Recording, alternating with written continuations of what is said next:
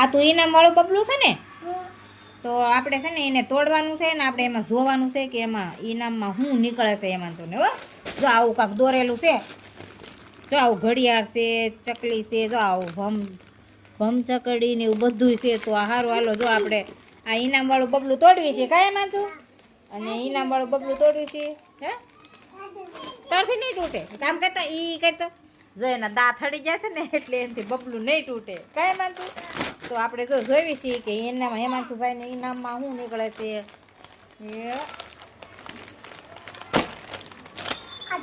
હાલે તો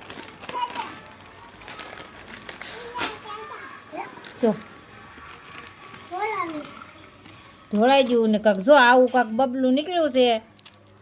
આ શું છે આવું કાંક સાવી છે ને એવું કાંક છે.